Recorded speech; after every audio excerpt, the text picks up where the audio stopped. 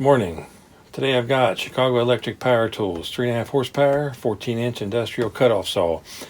I doubt the 3.5 horsepower on a 110 device, but we'll try it out. 15 amp motors. I went up to Harbor Freight to get a cutoff saw, but I went to get the Drill Master, but it turns out this one was only $10 more. I'll probably end up getting the Drill Master eventually, but this one looked a little better. It had a higher rating, although I think that's not completely true. So we'll take it apart and we'll see how it looks. So here it is out of the box. One of the reasons I decided to get this instead of the Drill Master was the size of the motor. This one's a little bigger, so I figured it had a little more power. I don't know if that's true or not. It's got a power cord that's quite a bit thicker than your normal power cord. 6 foot, of course. Okay, it comes with the lever locked down. It has this little pin here.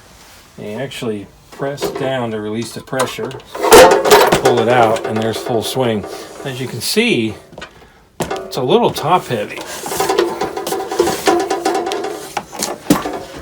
There aren't really provisions to mount it to the table because it has rubber feet for isolation.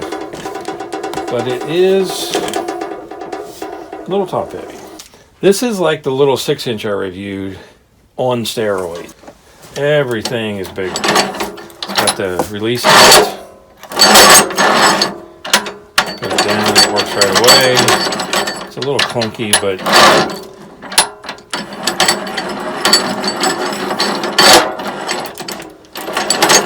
so it's actually pretty nice. It's a little loose, but you kind of expect that. To adjust the angle of this, you need a big Allen wrench.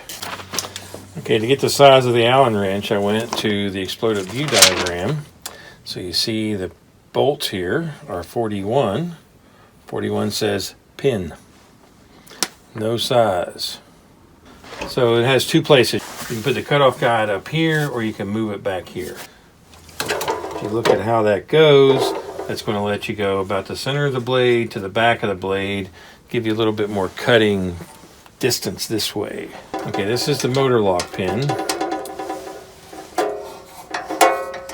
There, the motor is locked. Very good they give you that. And they're at the one at the store had a label there that said, do not engage while saw is running. That seems logical, but you never know. So this is a big saw. And I think it's got a little bit of a flimsy mount. I'd rather like bolt it to the table and then use isolation, or bolt through the isolation. Something to help steady it.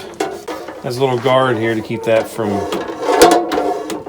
scratching the finish, which is good. That seems to work good. You can adjust it there, although I'm not sure why you'd want to. So I've got my Harbor Freight Pittsburgh Allen wrench set. 8, so that's 8 millimeters. Not that I want to adjust that right now, but it is adjustable. If you look under it, it's got these nuts welded to the frame. That's where the mounting screws for the brace fit. So you either do forward or backward. So the 8 millimeter also fits here. So we engage the motor lock. So it's got a double flange. Massive flanges. I went and got one 14-inch cutoff wheel. Put that on. That slides over it. This one, on the other hand, doesn't go completely over it. I kind of expected it to, but it doesn't. But it does engage the spindle. So I'll take the outside flange and the bolt. I'll tighten it by hand just to be sure it's lined up. Now here's the 8 millimeter that they give you.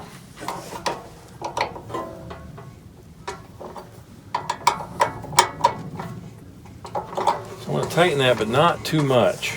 They also give you an extra set of brushes.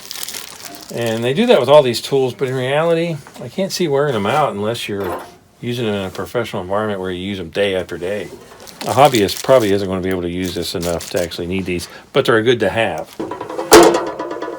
So if you move this back, the cut would start back here and give you more space. They're assuming you want to cut something less than that. So it has this safety.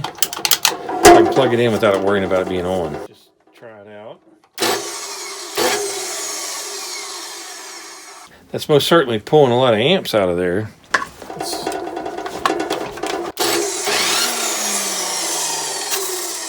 I have a piece of conduit.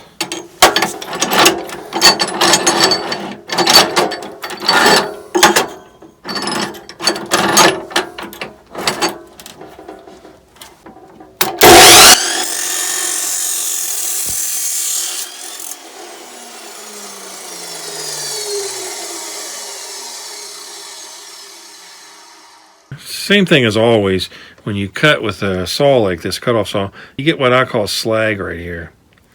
You need to clean that off. Now this one didn't give near as much slag as the small one. Pull it back, push it in, engage, tighten. So I like this. So one more time.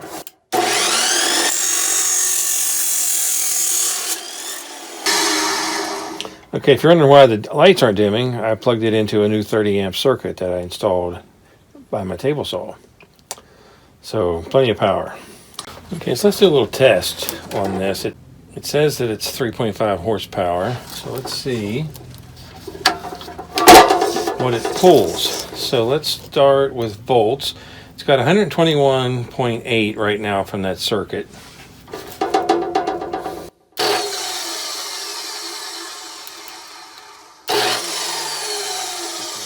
That doesn't change that much.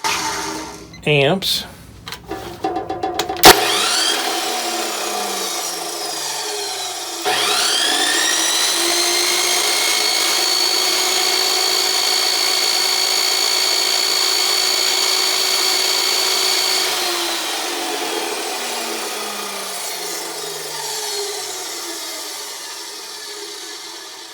Kind of jumped around a little, but it kind of stabilized around 10 amps.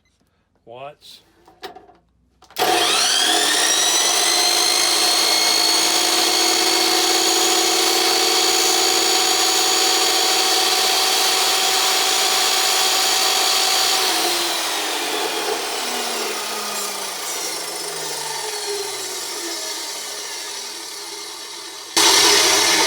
We'll call it 1100 watts.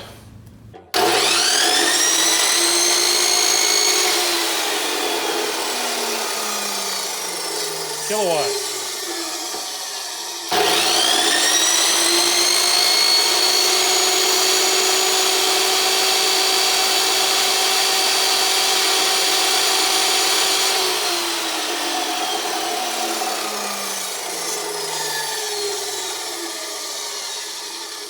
Okay, the most I could get it was 10 amps, but I need to cut something to see it under load. Now, it's going to be difficult to show this while I'm cutting.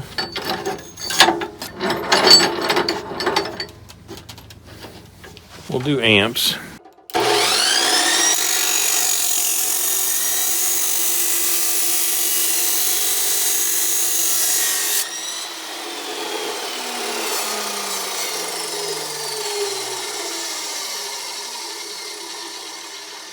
Okay, it kind of jumped around, but I saw 11, 12, 13. I didn't see 15, but maybe I wasn't loading it enough. That's a pretty small cut. But it does run 15 amps, I would believe. So we'll figure out the horsepower, and I'll put that on the screen, and we'll talk about that. So there's the test. The 3.5 horsepower, I've always thought that you could not get more than about 2.5, 2 3/4 horsepower out of a 110 circuit. So I'm kind of doubting the 3.5 horsepower. I don't know how they measured that. This is your depth adjustment. So if you want to cut the same distance down into something every time, that's how you do it. And that's actually how you would keep it from going over the table. In a tool like this, Harbor Freight doesn't introduce anything stunning or revolutionary or really high tech. It's just a solid tool that works. Okay, so if you like the videos, please subscribe to my channel. Thanks for watching.